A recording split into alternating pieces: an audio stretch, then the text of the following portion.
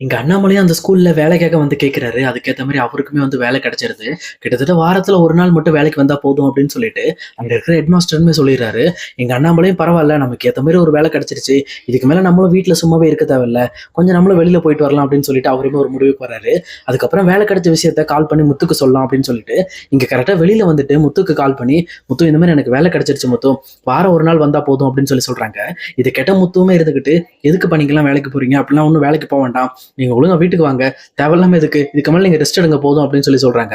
ஆனா எங்க அண்ணாமலை இருந்துகிட்டு, "இல்லடா எவ்வளவு நேரம் தான்டா வீட்லயே இருக்கிறது. கொஞ்சம் வெளியில வந்தா எனக்கு ரிலாக்ஸ்டா இருக்கும். அது மட்டும் இல்லாம வாரம் 1 நாள் தான்டா எனக்கு வேலையே இருக்கும். அதனால நான் பாத்துக்கிறேன்டா. ஒண்ணும் பிரச்சனை இல்ல" அப்படின்னு சொல்றாங்க. சொல்லிட்டு அந்த கால கட் பண்ணதுக்கு அப்புறம், இங்க கரெக்ட்டா அவங்களுமே அங்கிருந்து வெளியில கிளம்பலாம்னு ட்ரை பண்றாங்க. அப்ப கரெக்ட்டா இங்க ரோகிணி, கிறிஸோட பாட்டி எல்லாருமே சேர்ந்து கரெக்ட்டா அந்த ஸ்கூலுக்குள்ள வந்துட்டு இருக்காங்க. அப்ப இத பார்த்து அண்ணாமலையுமே பயங்கரமா ஷாக் ஆகுறாரு. என்ன இது?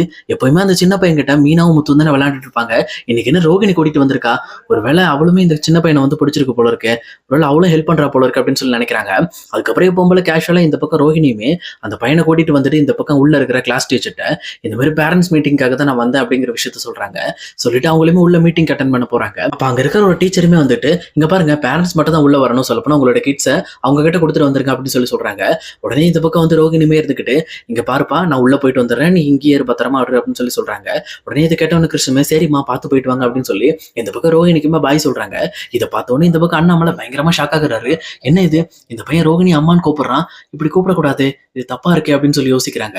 இருந்தாலும் ஒரு டைம் நம்ம ரோகிணியை நேர்ல பார்த்து பேசிடலாம் அப்படின்னு சொல்லிட்டு அங்க ரோகிணி வர்றதுக்காக வெயிட் பண்ணிட்டு இருக்காங்க அண்ணாமலையும். அப்ப கரெக்டா மீட்டிங்லாம் முடிஞ்சு இங்க ரோகிணியுமே அந்த கிறிஷோட பாட்டியும் கூட்டிட்டு வெளியில வந்துட்டு இருக்காங்க.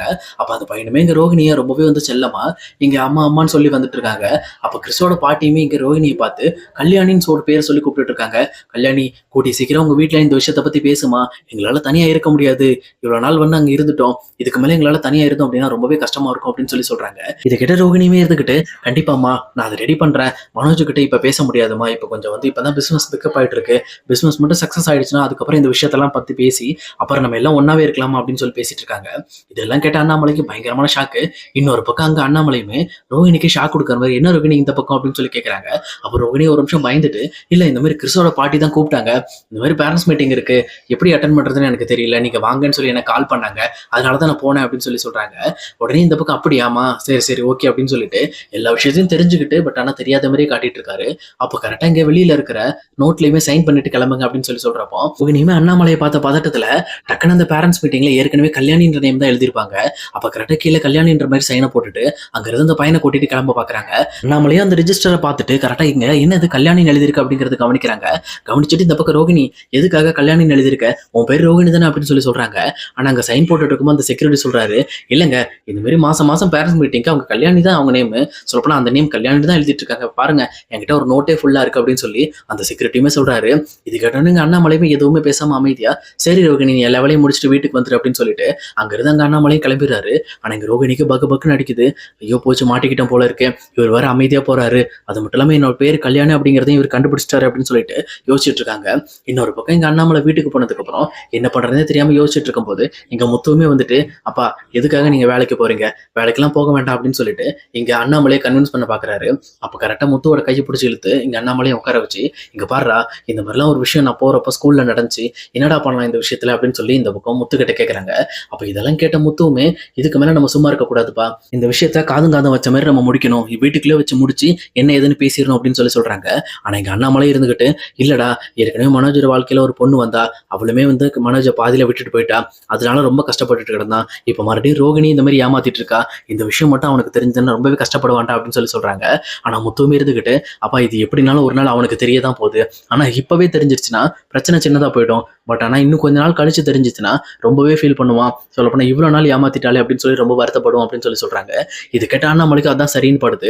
உடனே இந்த பக்கம் வீட்டுல இருக்க எல்லாருமே இங்க கூப்பிடுறாங்க. கரெக்டா அப்போ மனோஜுமே இருந்துகிட்டு, "என்ன இது, என்ன கூப்பிடுறீங்க" அப்படின்னு கேட்கிறப்போ, "வாடா, அவங்ககிட்ட தான் பேசணும்" அப்படின்னு அண்ணாமலையுமே உட்கார வச்சு அங்க ஸ்கூல்ல நடந்த விஷயத்தை பத்தி எல்லாம் இவங்க கிட்ட பேசுறாங்க. அதே மாதிரி ரோகிணியோட பேர் வந்து கல்யாணி, அவங்க ரோகிணி கிடையாது அப்படின்னு சொல்றாங்க.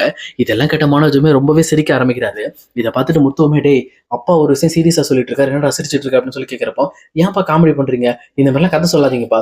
ரோகிணியா என்ன ஏமாத்த போறா" அப்படின்னு கேட்கிறப்போ கரெக்டா எங்க ரோகிணியுமே அங்கிருந்து வந்துடுறாங்க.